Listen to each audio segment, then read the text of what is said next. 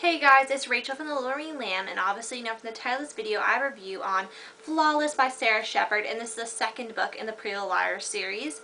And this book review is no spoilers, but this is also a book talk, so we'll kind of like, bleh.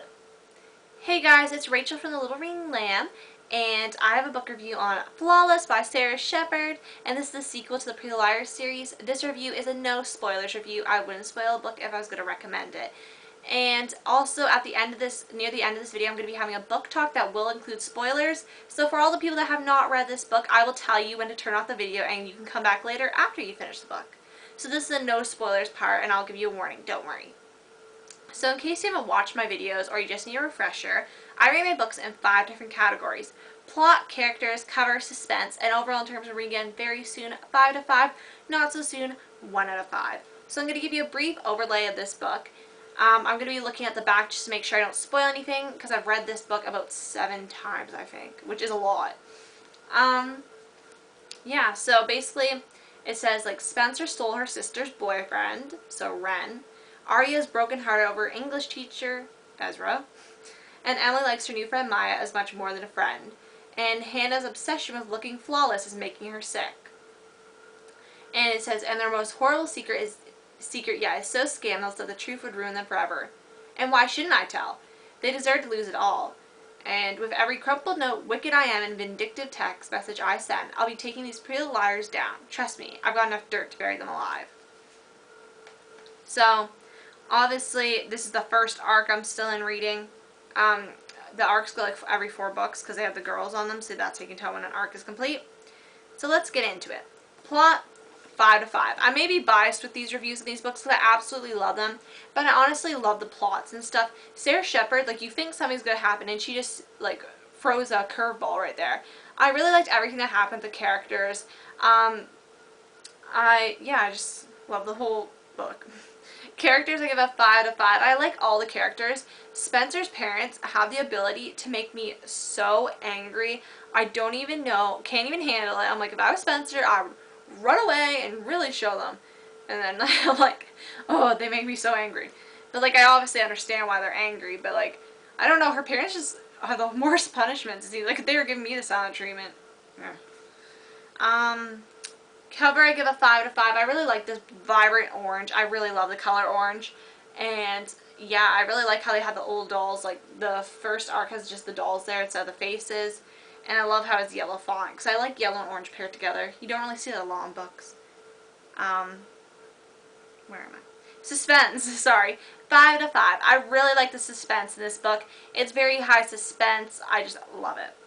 And overall, I give it a 5 out of 5. I really love these books. Obviously, if I've read it 7 times, I could read it another time.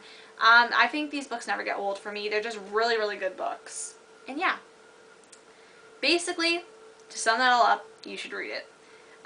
So that was my review on Flawless by Sara Shepard. And I know it's quite brief. And now I'm getting into the book talk. So if you have not read Flawless by Sara Shepard or Pretty Little Liars, which is the first book, definitely come back after you read it. So bye to all you guys who haven't read it, and I appreciate you guys all watching, and you guys should come back and watch the second part when you have. So this is the book talk, and this is going to contain spoilers, so I'm just giving you guys another warning before I'm going to start. So okay, let's get started. So I wrote down a few points on my notebook to discuss. So Spencer's parents, like, oh my gosh, they really punished them bad. Like, because it wasn't all just, like, I found that it was kind of, not unfair, but Spencer should have known better, but it was also Ren's fault, too, in the situation, yet they only kind of punish Spencer. Obviously, they can't punish Ren, but I find it really harsh. When it wasn't all her doing, he kind of came on to her. So, yeah. I find it, but she didn't have to lead him on, kind of thing. But I found their punishments very harsh. Like, she was choking, and they didn't even come in and check her, and they just left her and don't even really bother with her after, and I don't really like that. A's notes at the end, like the one where it says what happens next, I find in the first arc, those are really strong, really scary messages. My favorite A's note, I would have to say, is in the 3rd book, Perfect, especially after something that happens with one of the lead girls, Hannah, that, like, oh my gosh, it's so intense. And also, I guess, in the 8th book, it's pretty intense, too. Sean and Arya.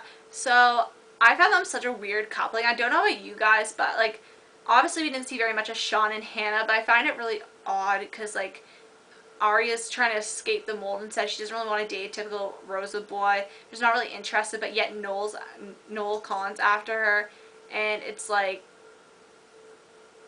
she goes after another one. Even though he's not typical like she'd think, but he's stereotyped as that. I just found them a weird coupling, and I don't really like how Arya kind of went like dated him, even though I know her and Hannah aren't close friends, but it kind of seemed like because she knew how hung up Hannah was over him, because they mentioned it so many times in the book. So I kind of find that not jerkish, but I kind of find that kind of weird how she could just move on to him without even like talking to Hannah and saying like, is this going to be weird? Or I know they don't have to do that, but it kind of like it happened so fast. It was kind of weird. Emily and Toby. So in this show, if you watch a show, this will be a spoiler for the show, so just turn off the headphones for 10 seconds if you haven't watched it.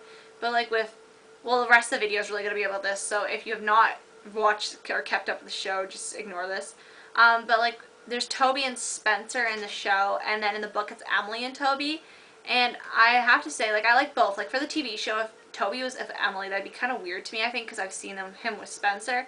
But in the books, I really like Emily and Toby together, because I don't think Spencer and him would be as great a match in the book, because I find in the books Spencer is more organized, and she's more studious, she's more focused. In the show I find her focused, but she also can waver. In the books it's more she's always focused and always has her mindset on a goal kind of thing. Also at the end with Toby, I don't like that part. Like, I wish Toby would have survived, but also he had such a troubled past, and I guess he just wanted to be free of it.